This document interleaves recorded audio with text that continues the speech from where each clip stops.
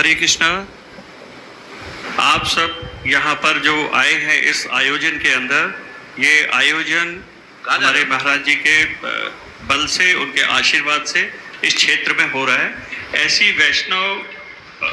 वैष्णवोचित भागवत कथा यहाँ पे पहली बार हो रही है। तो महाराज जी की इच्छा आशीर्वाद से और इस क्षेत्र के निवासी जितने भी हैं, सभी इतने ज़्यादा भगवत प्रेमी हैं कि उन सभी के प्रयासों से, उन सभी के आशीर्वाद से, उन सभी की जो है शुभेच्छाओं से ये भागवत यहाँ पर संपन्न हो पा रही है।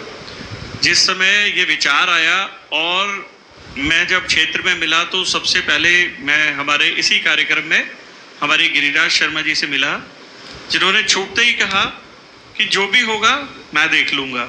उसके बाद में जिससे भी मिला, दीपक त्रिपाठी जी से मिला, मैं हमारे सभी के अगर नाम लूँगा बहुत लंबी लिस्ट है, और सभी ने पूरी भागवत कराने की इच्छा की।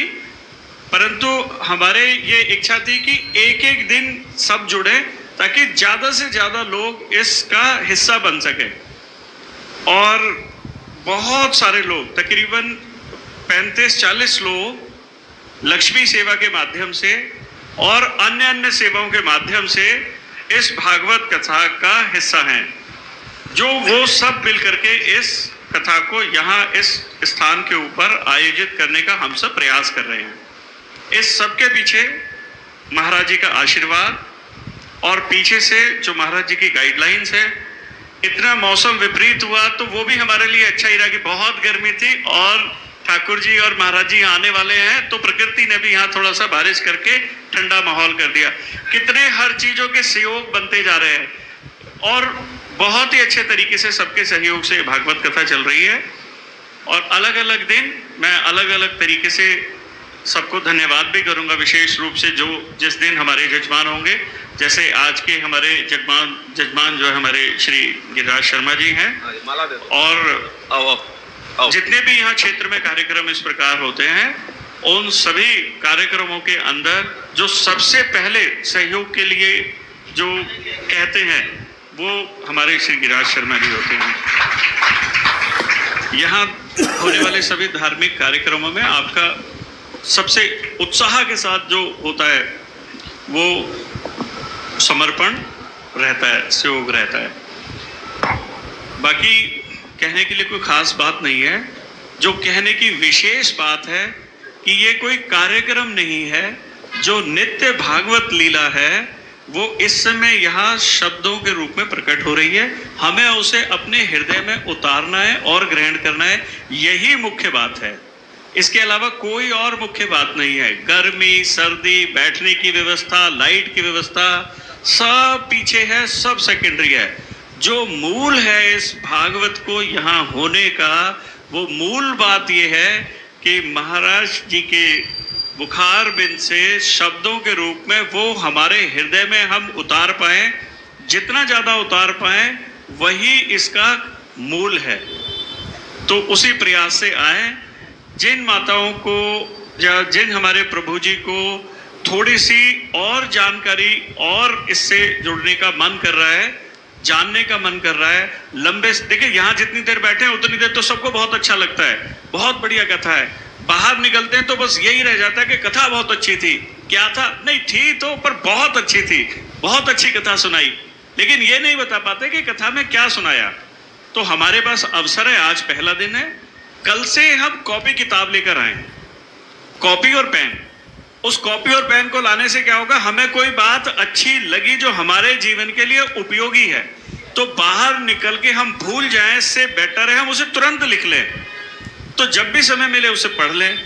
उसको विस्तार से जानने की इच्छा है तो हमारा मठ है यहाँ से 4-4.5 किलोमीटर दूर, इसी सड़क से सीधा जाएंगे, एक लेफ्ट और एक राइट, सीधा हमारा मठ आ गया। श्री रमन बिहारी गौड़िया मठ, B3 जनकपुरी, भारती कॉलेज के बिल्कुल सामने। नित्य कार्यक्रम होते हैं और नित्य जो है ये सब चीज़ें, सिद्धांत, सब चीज़ें वहाँ पढ़ाई जाती हैं। और भक्ति क्या है, कर तो हम सब रहे हैं बचपन से, और जब भक्ति के विषय में पूछा जाए तो मैं आरती कर लेता हूँ, मैं ये कर लेता हूँ। हम स्पेसिफिक नहीं हो पाते कि दरअसल भक्ति क्या है। भक्ति बहुत ऊंची वस्तु है। हम उसके लिए प्रयास उसी के साथ कर सकते हैं जो उस भक्ति में उत्कृष्ट स्थान प्राप्त कर चुके हैं, जो वैष्णो देवी की यात्रा कर चुके हैं। जाने वाले को वही गाइड करते हैं, ऐसे जाना, ऐसे जाना, ऐसे जाना। तो श्री रमन बिहारी गौड़ीय मठ, अगर हम सचमुच भगवान श्री कृष्ण के रूप, उनकी कथा, उनके गुण के प्रति आकर्षित हैं, तो हमारा सबसे पहला कर्तव्य क्या बनता है कि हम श्री रमन बिहारी जी के सामने, हमारे वहाँ के जो वैष्णव संत हैं उनके सामने सुनने की इच्छा से प्रस्तुत हो। सभी की इच्छाएं पूर्ण रूप से, जिसकी जितनी जितनी पात्रता है उतनी पूर्ण रूप से पूर्ण होंगी।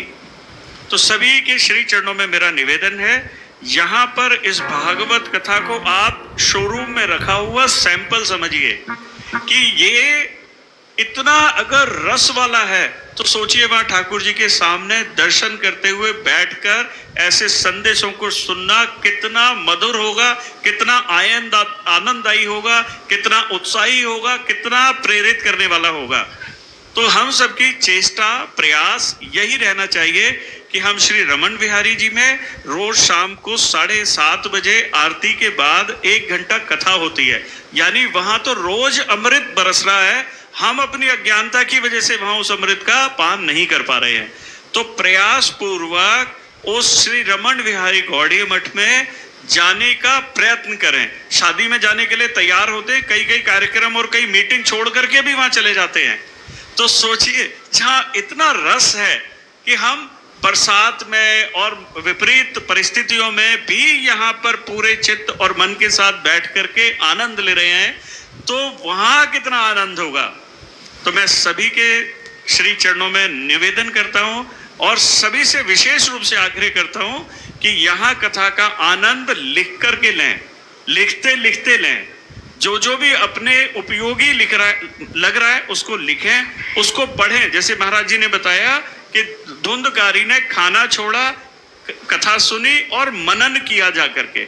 हम भी मनन करें, क्योंकि हम जो पूर्व में किए हुए हमारे पूर्वजों के कार्य, जिस तरीके से रूपरेखा से उन्होंने किया और जिससे उन्होंने उस स्थान को पाया, हमारे लिए भी वही अनुकरणीय है। तो हमें वही करना चाहिए, यही इसका मूल उद्देश्य है। महाराज जी ने मुझे कहने का मौका दिया, मैं महाराज जी के श्री चरणों में बहुत ही धन्यवाद करता हूँ। हरि ओम। वांछा कल्पतरुभ्यश्च कृपा सिंधुभ्यश्च पतितानां पावनेभ्यो वैष्णवेभ्यो नमो। हरे कृष्ण।